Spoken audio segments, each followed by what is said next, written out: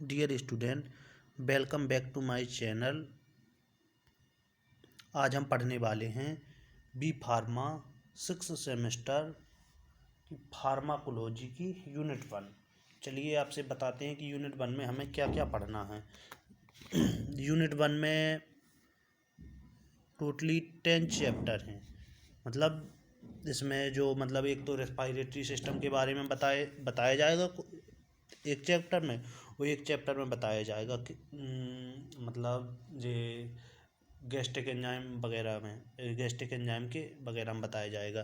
तो एक है जैसे रेस्पिरेशन में अस्थमा वगैरह हो गई, इनकी ट्रीटमेंट की ड्रग हो गई, एक्सपेक्टोरेंट एंड एंटी ट्यूसिव हो गई, नेजल के बारे में बताया जाए, रेस्पिरेशन स्टिमुलेंट के बारे में बताया जाएगा, एंटी अल्सर एजेंट के बारे में डिस्कस किया जाएगा, drug drug for constipation and diarrhoea, यानी कि जिसे बोलते हैं दस्त बोलते हैं, एक को बोलते हैं कब्ज बोलते हैं, एपेटाइटिक स्टिमुलेंट एंड सस्पिसेंट के बारे में बताया जाएगा, डाइजेस्टिव एंड क्रेमिनेटिव्स के बारे में बताया जाएगा, इमेनेटिक्स एंड एंटी इमेनेटिक्स के बारे में बताया जाएगा। तो चलिए हम एक एक के बारे में डिस्कस करते हैं। तो आज हम पहले चैप्टर में एंटी अस्थमेटिक ड्रग के बारे में डिस्कस करेंगे। चलिए ठीक। अब हम तो पहले चैप्टर में हमें क्या डिस्कस करना है, एंटी अस्थमेटिक ड्रग। तो एंटी अस्थमेटिक ड्रग से पहले हम चर्चा करेंगे आखिरकार ये अस्थमा होती क्या भला है। ठीक है, अस्थमा होती क्या है। तो आप लोगों ने देखा होगा जो हमारी ट्रेकिया होती है, ट्रेकिया कैसी होती है,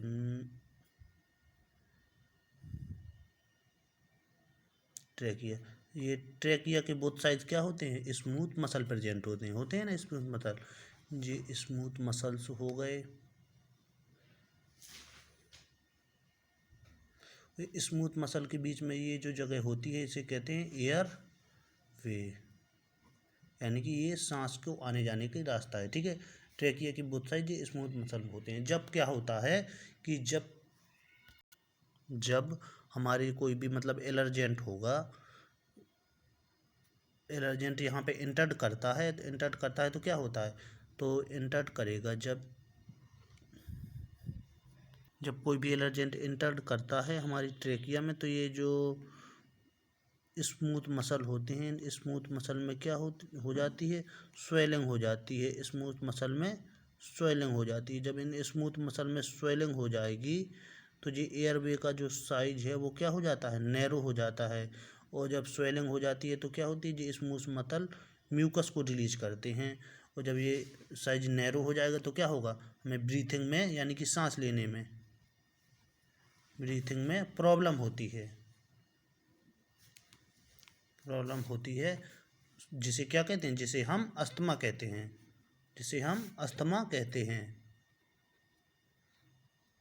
तो आप लोग साथ साथ नोट्स भी बनाते चलिएगा। ठीक है, asthma is a condition in which bronchi smooth muscle inflamed and after the inflammation they swell and release the mucus and respiratory airways is narrow and it causes difficulty of breathing and this condition is called asthma। करते हैं asthma के basically 3 symptoms होते हैं, डायसोपिया and हुजिंग कफ हो गया, एक limitation of activity. चलिए तो अब डिस्कस करते हैं एक एक के बारे में। डायसोपिया ये क्या होता है, आपने देखा होगा कि जो कुछ लोग होते हैं उन्हें सांस लेने में बहुत प्रॉब्लम होती है। वो कैसे, एकदम कि हाँफ हाँफ के सांस लेते हैं, लंबी सांस भरते हैं, जल्दी जल्दी हाँफते हैं, जिससे तो उन्हें उसे क्या बोलते हैं, डायसोपिया। एक हुजिंग कफ क्या होती है, आपने देखा हो कई लोग सांस लेते हैं तो उन्हें खराश टाइप की होती है, जैसे गले में जकड़न सी हुई, जैसे कुछ अड़ा हुआ हो गले में, एकदम कि ऐसे ऐसे सांस लेंगे एकदम से, इसे क्या बोलते हैं, खराश बोलते हैं। ठीक है, एक लिमिटेशन एक्टिविटी, यानी कि जैसे हम लिमिट से ज़्यादा जब सांस लेते हैं तो उसे क्या बोलते हैं, लिमिटेशन एक्टिविटी। अब चलिए डिस्कस करते हैं क्यूज ऑफ अस्थमा। अस्थमा होता आखिरकार क्यों है। अस्थमा के बेसिकली कुछ फॉलोइंग क्यूज होते हैं, जैसे क्या हो गया, पॉल्यूशन। अगर जैसे हम किसी बहुत ज़्यादा पॉल्यूशन भरी जगह में रह रहे हैं जहाँ पे बहुत सारे धूल मिट्टी के कण एकदम उड़ रहे हैं, तो वो जब हमारे बार बार अंदर जाएंगे तो क्या करेंगे, वो अस्थमा को क्यूच करेंगे, यानी कि कोल्ड एयर। जहाँ पे बहुत ज़्यादा कोल्ड एयर है, कोल्ड एयर होगी तो क्या होगी, जो ब्रोंकाई है उसका साइज क्या हो जाएगा, नैरो हो जाएगा। नैरो हो जाएगा तो हमें सांस लेने में प्रॉब्लम होगी, सांस लेने में प्रॉब्लम हुई तो उसे क्या बोलेंगे, अस्थमा कहेंगे। और दूसरा कौन सा हो गया, इन्फेक्शन। अगर हमारी ब्रोंकाई में किसी तरीके का कोई इन्फेक्शन है तो क्या होगा, इन्फेक्शन की वजह से स्वेलिंग आ जाएगी। स्वेलिंग आएगी तो स्वाभाविक सी बात है कि जो एयरवे का साइज है वो नैरो हो जाएगा। नैरो हो जाएगा तो अस्थमा की प्रॉब्लम क्यूज हो जाएगी। एंड तीसरा होगा कोई इरिटेंट। अगर मान लो हमारी बॉडी इस तरीके की है, जब हमारे अंदर कोई भी चीज़ चली जाती है जो मतलब अदर जो हमारी अंदर चीज़ जानी नहीं चाहिए बॉडी में, तो क्या होगा, हमारी बॉडी ऑटोमेटिकली कुछ रिस्पॉन्स शो करती है। आपने देखा होगा कभी भी जब हम उम, देखा होगा कि जब हम कभी कभी खाना खाते हैं और कभी कभी हम खाना खाते में याद नहीं रहता, जैसे ही हम खाने को अंदर मुंह से निगलते हैं, चावल वगैरह खा रहे हों और धोखे से अगर वो मतलब एयर यानी कि जो सांस लेने वाली जगह है उसमें अगर वो खाने का कण चला जाता है तो हमें एकदम फंदा सा लगता है। फंदा जब तक लगता है, कभी कभी देखा होगा आपने कि वो फंदा लगता है तो क्या हमारी नाक से चावल भी आ जाता है। तो इसमें क्या होता है कि यानी कि जो जो सांस लेने वाला वायु मार्ग है उसमें वायु के अलावा अगर अदर पार्टिकल चला जाता है तो हमें मतलब जब तक वो पार्टिकल निकल नहीं जाता, जब तक फना टाइप का आता है, जब चावल निकल आता है तो हमें अजीब सा लगता है, जैसे कड़वाहट सा महसूस होता है अंदर। तो ऐसे ही हमारी बॉडी में अगर अदर कोई इरिटेंट पार्टिकल चला जाता है तो क्या होता है, इसमें जो ब्रोंकाई की स्मूथ मसल होती है उनमें स्वेलिंग आ जाती है, इसे अस्थमा कहते हैं। और चलिए बताते हैं टाइप ऑफ अस्थमा। चलिए तो डिस्कस करते हैं टाइप ऑफ अस्थमा, यानी कि अब क्या पढ़ेंगे हम, टाइप ऑफ, आखिरकार ये अस्थमा होता कितने प्रकार का है। अस्थमा अस्थमा दो प्रकार का होता है। अस्थमा बेसिकली टू टाइप का होता है, extrinsic asthma and intrinsic asthma. ये एक्सटेंसिक अस्थमा होता क्या है ये एक्सटेंसिक होता है जो अस्थमा का ये टाइप होता है, और ये क्या होता है, ये जेनेटिक होता है, ये जेनेटिक होता है। यानी कि अगर हमारे घर परिवार में किसी को भी है तो ये उस वजह से हो सकता है अस्थमा, ठीक है। और ये मतलब क्या होता है, ये लो एज में प्रॉब्लम क्यूज करता है, ये बेसिकली लो एज में होता है, लो एज में होता है, ठीक है। यानी कि ये जेनेटिक होता है और ये लो एज में होता है, ठीक है। अब हम डिस्कस करते हैं इंट्रेंसिक अस्थमा। इंट्रेंसिक अस्थमा, जी इंट्रेंसिक जो अस्थमा होता है ये भी अस्थमा का टाइप होता है। ये क्या होता है, ये मिडिल एज में प्रॉब्लम क्यूज करता है, मिडिल एज में प्रॉब्लम क्यूज करता है, ये मिडिल एज में, ठीक है। और ये क्या होता है, ये जेनेटिक नहीं होता है, ये जेनेटिक नहीं होता है, जेनेटिक नहीं होता है। और ये क्या करता है, ये क्रोनिक प्रॉब्लम को क्यूज करता है, क्रोनिक प्रॉब्लम होती है जो उसे क्यूज करता है। यानी कि ये बार बार इसका अटैक टाइप का आता रहता है और ये कम से कम हफ्ता में एक आध दो बार आ जाता है।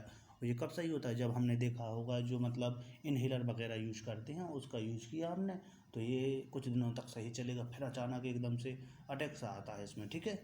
अब हम डिस्कस करते हैं मैकेनिज्म ऑफ अस्थमा, ठीक है। चलिए तो हम डिस्कस करते हैं मैकेनिज्म ऑफ अस्थमा, यानी कि अस्थमा का मैकेनिज्म क्या होता है। तो आपने देखा कि ये क्या है, ये हमारा ट्रेकिया है, और ट्रेकिया की बोथ साइड क्या होता है, ये ब्रोंक्यूल स्मूथ मसल प्रेजेंट होता है, ठीक है। जब मतलब कोई भी हमारे अंदर एलर्जेंट इंटर करता है तो क्या होगा, यहाँ से एलर्जेंट इंटर करेगा ब्रोंक्यूल स्मूथ मसल से होते हुए, और कहाँ जाएगा, हमारे लंग्स में जाएगा। आपने देखा होगा, देखा तो नहीं होगा, खैर आपने पढ़ा है फिफ्थ सेमेस्टर में कि जो हमारी मास्ट सेल होती हैं वो कहाँ, लंग्स में भी प्रेजेंट होती हैं, लंग्स में प्रेजेंट होती हैं। और तो यहाँ से वो एलर्जेंट इंटर करेगा और मास्ट सेल के किससे, आईजीएफ रिसेप्टर से बाइंड करेगा और क्या बनाएगा, एजीएपी, यानी कि एलर्जेंट और एंटीबॉडी कॉम्प्लेक्स का फॉर्मेशन करेगा, ठीक है। और जब यहाँ से बाइंड करेगा तो वो क्या होगा,